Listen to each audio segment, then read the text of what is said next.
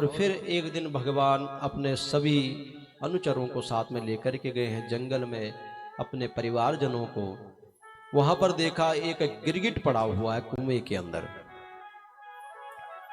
उस गिरगिट को देख करके सब कहते हैं, बोले ये कौन है? और जैसे ही भगवान ने उसको स्पर्श किया तो एक राजा के रूप में प्रकट हो गया। वो राजा नृग थे। राजा नृग से भगवान ने पूछा, बोले तुम्हारी ये गति क्यों हुई? कहा, प्रभु एक बार अपराध मेरे से हुआ था, मैंने इतना दान किया है, इतना दान किया है, अपने जीवन में मैंने कितनी गौदान की होगी मैं गिन नहीं सकता। लेकिन एक बार उस दान में थोड़ा सा अहंकार आया, जिसके कारण मुझे ये नृग योनि में जाना पड़ा, गिरगिट की योनि में जाना पड़ा। बताया कि मैं लाखों करोड़ों गाय दान कर चुका हूँ, एक बार मैंने गौदान किया तो मेरे जो गौशाला थी उसमें एक ब्राह्मण की भी गौ पहुंची है, और मैं उस गौ को नहीं पहचान पाया और उसका भी मैंने गौदान किसी ब्राह्मण को कर दिया। जिस ब्राह्मण की वो गाय थी वो बेचारा ढूंढता हुआ इधर उधर भटक रहा था, तो जिस ब्राह्मण को मैंने गौ दी थी वो रास्ते में उसको मिल गया।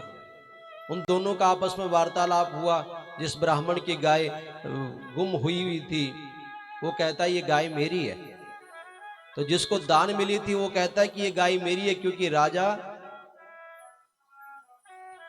नृग ने मुझे ये गौदान किया है। जब ये बात कही तो कहा, बोले इस बात का फैसला तो अब राजा ही कर सकता है कि गाय अब है किसकी, क्योंकि मेरी चोरी हुई है और तुम्हें इसको गौदान के रूप में दिया गया है, तो अब राजा ही इस बात का फैसला करेंगे कि ये गाय अब है किसकी। राजा के समक्ष गए तो राजा के मुख से निकल पड़ा, राजा जिस ब्राह्मण की गाय चुराई गई थी वो कहते हैं, बोले देख है तुझे मैं 10-12 गाय दे देता हूँ, लाख गाय दे देता हूँ, एक गाय के पीछे इतना रो रहा है।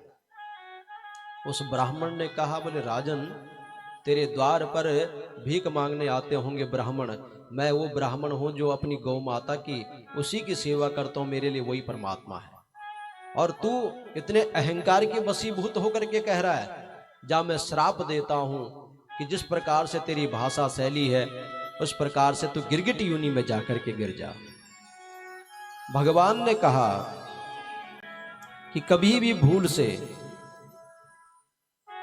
ब्राह्मणों का अपमान, ब्राह्मणों का धन, गलती से भी, ये मैं इसलिए नहीं कह रहा कि मैं एक ब्राह्मण हूं, लेकिन शास्त्र के अनुसार वो ब्राह्मण भी सही नहीं है जो किसी से लूट खसोट करते हैं, और वो यजमान भी सही नहीं है जो ब्राह्मण का हक रखते हैं। वो भी एक अपराध है। लोग कहते हैं कि जी दक्षिणा श्रद्धा के हिसाब से होती है, बिल्कुल गलत बात है। दक्षिणा श्रद्धा से नहीं होती, दान श्रद्धा से होता है। दान हमेशा श्रद्धा से होता है, दक्षिणा श्रद्धा से नहीं होती। दक्षिणा तो कर्तव्य है उस ब्राह्मण का जो आपके घर पर पूजा कर रहा है, पाठ कर रहा है।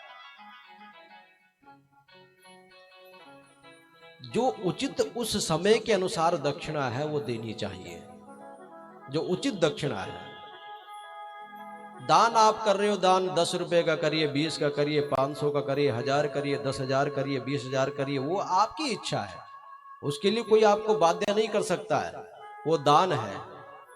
लेकिन जो दक्षिणा है उसके लिए आप बाध्य हो, क्योंकि उस ब्राह्मण की रोजी रोटी भी उसी कर्म पर चल रही है। उसमें अगर वो श्रद्धा के हिसाब से, अब सारा दिन आपने ब्राह्मण देवता को पूजा पाठ करवाई और शाम को कहते हैं बोले चलो 1 किलो फल ले जाओ और उसमें 100-200 रुपए दक्षिणा रख करके, तो आज की महंगाई में बताइए कैसे वो अपना परिवार को गुजारा करेगा। तो जो उचित दक्षिणा है वो तो देनी ही पड़ती है कि स्वदत्ताम परदत्ताम वा ब्रह्मवृत्ति हरे चया 60 वर्ष सहस्राणि विष्ठायाम जायते कृमिः। भगवान भागवत में कहते हैं, अपने परिवारजनों को संबोधित करते हुए, समझाते हुए कि भूल से भी अगर ब्राह्मण का अपराध आपने कर दिया, स्वदत्ताम प्रदत्ताम वा, अपने हाथ से दिया हुआ या आपने मन में संकल्प किया हुआ, बहुत सारी जगह ऐसा भी लालच आ जाता है यजमानों के मन में, पहले विचार करते हैं कि चलो इतना, और फिर बाद में देख चलो इतने में ही गुजारा हो जाएगा, कोई दिक्कत नहीं।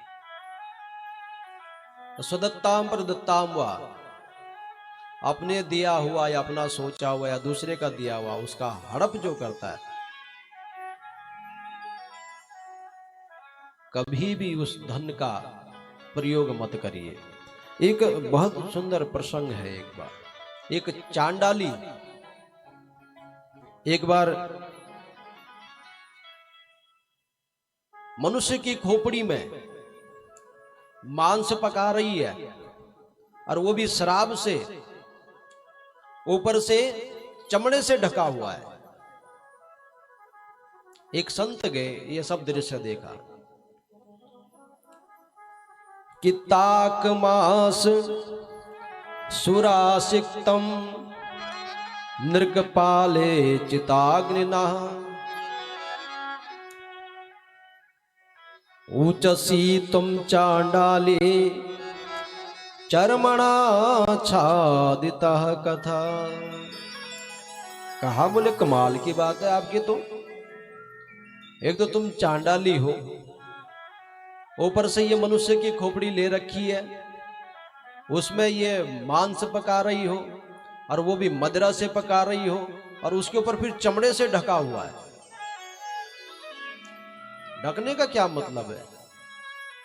अरे जो मांस खाते ही है, जब वो जानवरों को खा सकते हैं, तो अगर कीड़े मकोड़े पड़ भी जाए तो क्या फर्क पड़ रहा है? उनके लिए तो कोई बड़ी बात नहीं है। तो इसको ढकने का क्या मतलब? चांडाली कहती है कि ब्रह्म स्वम देह स्वम चा हरन्ति हारयन्ति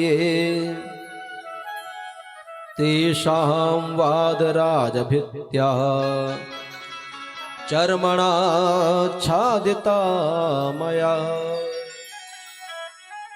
बोले संत महापुरुष, आपको सच बताऊं, बाकी किसी चीज से डर नहीं लगता है, ये सब खा लेती हूँ, पका लेती हूँ, लेकिन इस खाने के, इस भोजन भी क्या कहें उसको, ब्रह्म राक्षस का वो भोजन, उसको इसलिए ढका हुआ है कि किसी ऐसे पापी की नजर इस भोजन पर न जाए जिसने किसी ब्राह्मण को सताया हो और किसी ब्राह्मण का धन हरण किया हो या ब्राह्मण को दुखी किया हो, इसलिए ये ढक करके रखा है। भगवान कहते हैं, आपने गरुड़ पुराण सुना होगा, कि राजा भी अगर ब्राह्मण के धन हरण करके अपने सेना को बनाता है तो वो सेना ऐसी ढेर हो जाती है जैसे कोई रेत का पुल बना करके रख दे, और एक बरसात आईनी के रेत सब तबाह हो जाती है, सारा पुल तबाह हो जाता है। उसी प्रकार ब्राह्मणों के धन हरण करने वाले का कभी भी भला नहीं हो सकता, वो जहर बन जाता है। कि विप्रहणाम हतवृत्तीनाम वदान्त्यानाम कुटुंबिनाम। भगवान कहते हैं कि उससे बड़ा कोई पुण्यात्मा नहीं जो किसी ब्राह्मण की वृत्ति लगाता है, यानी किसी ब्राह्मण को रोजगार देता है। आप देखिए, यहाँ तो थोड़ा सा चंडीगढ़ में कम है पूजा पाठ का, तो बहुत ही कम है। आप दिल्ली जैसे शहरों में चले जाइए, लोग पैसा कमाते हैं लेकिन घर में पूजा पाठ पूरी, प्रतिदिन घर पर ब्राह्मण देवता आते हैं, कुछ न कुछ पूजा करके चले जाते हैं, और उनको मासिक बांधा हुआ है कि आपको देवता जी ये हम देंगे। यहाँ तो ये स्थिति है कि मंदिर भी बेचारे धक्के मुक्के से ही चलते रहते हैं, कोई संस्थाएं भी है तो बस वो भी चल रही है भगवान के नाम पर। तो भगवान कहते हैं कि जब भी जीवन में हो सके तो ब्राह्मणों के लिए कुछ न कुछ करिएगा, गलती से उनका धन हरण मत कर लीजिएगा, नहीं तो ऐसी स्थिति आ जाएगी कि जिस प्रकार से सब कुछ करने के बाद भी, ये कथा इसलिए बहुत जरूरी है कि आयोजन कितने भी बड़े हों, ब्राह्मणों का हक ये कोई खास नहीं है। जब तक जो ब्राह्मण आपके निमित्त बैठे हैं, अगर वही संतुष्ट हो, असंतुष्ट भी ना हो ब्राह्मण, कि ब्राह्मण भी ये सोचे कि बस यजमान का तो सब कुछ छीन छान करके ही ले जाए, तो ब्राह्मण ही किस बात का, उसको तो लुटेरा ही कहेंगे। लेकिन ये दायित्व भी आपका कि उस ब्राह्मण की रोजी रोटी ठीक ठाक चल सके, वो कल के दिन किसी दूसरी जगह क्षेत्र में न जाए कि वो बेचारा किसी व्यापार करने के लिए मजबूर हो जाए। छोड़ो, ये पंडिताई कुछ निकलता तो है नहीं। यजमानों से अगर ये बोल दें जी दक्षिणा दे दो, तो हो मांगता है ये, तो इसको तो बुलाना नहीं, और 10-12 को और बोल देंगे, बोले एक बार पाठ करवाया था, हवन करवाया था श्रीमान जी, तो अपना मुंह खोलते। अरे बताओ, अगर वो बेचारा नहीं बोलेगा तो बच्चे भी भूखे मरेंगे उसके। तो इस चीज का भी ध्यान हम सबको ही रखना है। पौंड्रक राजा की कथा।